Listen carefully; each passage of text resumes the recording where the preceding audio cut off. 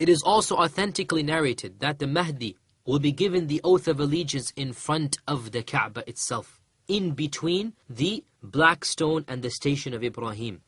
In the Musnad of Imam Ahmad, Abu Hurairah narrates that the Prophet ﷺ said, يُبَايَعُ لِرَجُلٍ بَيْنَ الرُّكْنِ وَالْمَقَامِ وَلَنْ يَسْتَحِلَّ هَذَا الْبَيْتَ إِلَّا أَهْلُهُ فإذا استحلوه فلا تسأل عن هلكة العرب ثم تأتي الحبشة فيخربونه خرابا لا يعمر بعده أبدا وهم الذين يستخرجون كنزا.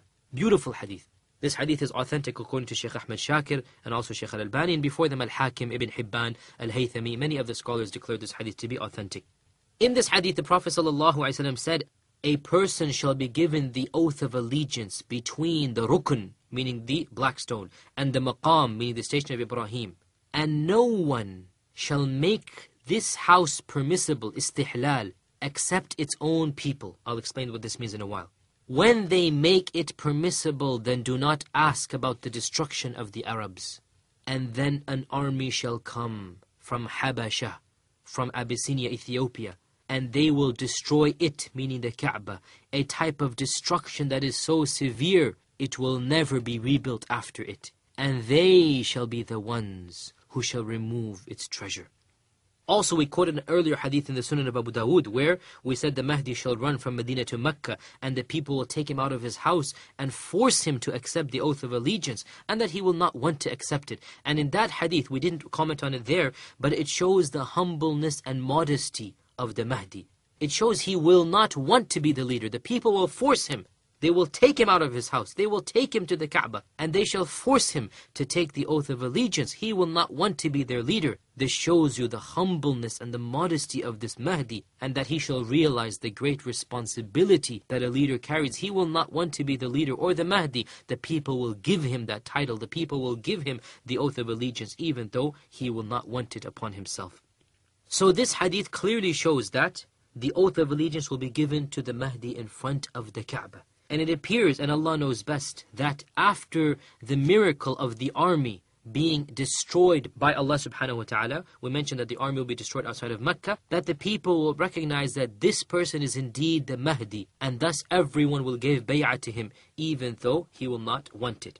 It also shows you that all of this shall occur shortly before the end of time, because the Prophet ﷺ said that after the coming of the Mahdi, a group will come from Abyssinia, and they shall destroy the Kaaba. And other narrations mention that the name of the man who does this will be Dhu Suwayqatayn, and he shall come from Abyssinia. Just like Abraha marched before the coming of the Prophet ﷺ, the very year that the Prophet ﷺ was born, and he tried to destroy the Kaaba, and Allah protected it then. A person from his own ethnicity, towards the end of time, Dhu Suwayqatayn, will once again march, the same march that Abraha did many centuries and many years ago. And he shall also intend to destroy the Kaaba, but this time Allah will not protect it.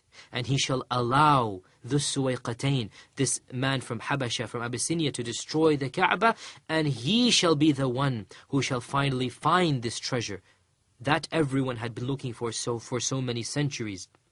And he shall be the one who shall take it out and utilize it. But how will he utilize it when the day of judgment will literally be around the corner? This will occur, by the way, when there are no Muslims left. Dhu Suwayqatayn will attack the Kaaba when there are no Muslims left. When Medina itself, as the Prophet ﷺ told us in other narrations, will be inhabited by dogs and wolves. When not a single person on the face of this earth will even say Allah. In other words, immediately before the trumpet will be blown. Now, what is the meaning of the phrase, وَلَنْ يَسْتَحِلَّ هَذَا الْبَيْتَ إِلَّا أَهْلُهُ? No one shall make this house permissible except its people.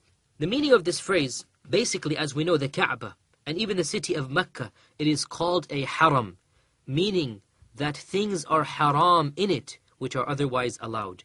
And of the things that are haram in it is to fight and to carry weapons and to cause distress or evil to any person. Anyone who enters the haram, it becomes haram to inflict any evil or to capture him or to do anything to him. Yet the Prophet ﷺ predicted that there will be a group of people who will try to make it halal, istihlal, meaning that they will make this haram halal, meaning that they will violate the sanctity of the haram. And this is the meaning of yastahil. They will try to make this haram halal. They will try to break the sanctity of the haram. And he said these people will not be strangers. They will not be those who do not believe in Allah. They will be ahluhu, its own people. Meaning that these people shall be Muslims. The people who shall try to destroy the sanctity of the haram will be Muslims. And this is a beautiful, beautiful prophecy. Something that should make us happy. Why should it make us happy? Because this proves that the Kaaba shall never be attacked and taken over by those who do not profess Islam. Never shall non-Muslims be allowed victory over the Kaaba, over Mecca itself. Throughout Islamic history, Mecca and even the Kaaba has been attacked numerous times. But each and every time it was done at the hands of Muslims or those who professed Islam, because sometimes it was done by extremely heretical groups, such as when the Qaramita, the extreme Rafida Shia dynasty, took over the Kaaba. They even took the Hajar Aswad, the black stone, and they took it back to Bahrain where they were, and the Kaaba remained for many years without the Hajar Aswad until finally it was returned to its place. But the point is, the people who attacked it claimed to be Muslims even though they were not Muslims. And in this hadith, the Prophet ﷺ told us that no one will attack the Kaaba except people who believe in it. He also told us, the Prophet ﷺ, that after the oath of allegiance is given to this Mahdi, much blood will be shed. He said, when they try to attack the Mahdi, do not ask about the destruction of the Arabs, meaning the destruction of the Muslims. Much blood will be shed. And this is an indication that the time of the Mahdi shall be a tumultuous and turbulent time. And this has already been indicated in the hadith before, which states that the Mahdi will come at a time of great evil, great tyranny, great oppression, great injustice. And this merely affirms that which has preceded. The Prophet ﷺ also mentioned that the Habasha will come and destroy the Kaaba towards the end of time. Now, doesn't this just contradict what we just said, that only the Muslims will attack the Kaaba? How can the Prophet ﷺ say that only its people shall try to attack it? And then in the same hadith he says, the Habasha will come and destroy the Kaaba. The response is that that is why the Prophet ﷺ said it in this very hadith, showing us that the general rule is that only Muslims shall attack the Kaaba, but there shall come a time when there will be no Muslims. And when that time comes, then the Suwayqatayn will come with the Habasha and he will destroy the Kaaba. So the only time the Kaaba shall be attacked by non-Muslims is when there are no Muslims on the face of this earth. Getting back to the hadith of the Mahdi, and also we mentioned before, there seems to be some slight difference between where the Mahdi shall come from, Medina or Khurasan. After we've quoted all of these ahadith, let us now propose a different theory which seems to combine all of the narrations that have preceded. A careful examination of these two sets of a hadith, the first set of which says that he shall come from Medina, the second says that the army shall come from Khurasan. A careful examination shows that the ahadith that mention that he shall come from Khurasan do not actually mention that the Mahdi shall come from Khurasan. Rather, the hadith only mentions that an army bearing a black flag shall march from Khurasan or from the east towards Mecca. And then the Prophet ﷺ said, when you see that army, give them allegiance, for they shall have the Mahdi. It doesn't say the Mahdi shall come from Khurasan. It says the army shall come from Khurasan, from the lands of the east. And when you see the army, where will you see the army? Perhaps in Mecca and Medina. That is the sign that this person that they march for shall be the Mahdi. So if someone were to say, and this appears to be the strongest way to reconcile all of these hadith, and Allah knows best, that the Mahdi shall actually be from Medina.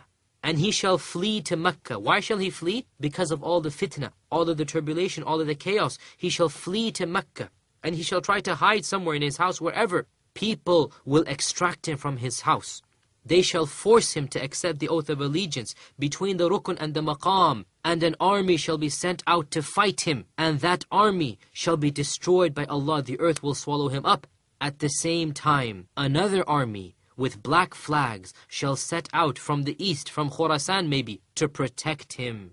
And the Prophet ﷺ says, when you see all of this, then realize this is the Mahdi. In other words, when all of these signs have come, when a person comes from Medina to Mecca, when you see that the army has been swallowed up by the earth, that another army comes to defend the Mahdi, this is the clear sign. This is when it is obligatory upon you to give your allegiance to him, even if you have to crawl over snow and ice to reach him, do so. So, The ahadith that mention that the black flags will march from Khurasan, really if you ponder over them precisely, they do not mention that the Mahdi will come from Khurasan or from the east. They mention that an army shall come from the east. And the Prophet ﷺ says, when you see them, then give your allegiance to him.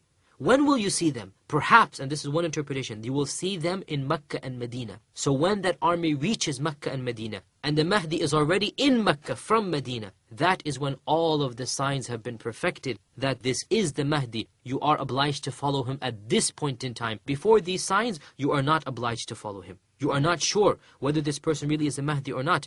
After these signs, when Allah destroys the army that has come to attack him, and when Allah sends another army from the east with black flags, and that he is in the house of the Kaaba from Medina, when you see these signs, then have no doubt that this indeed is the Mahdi.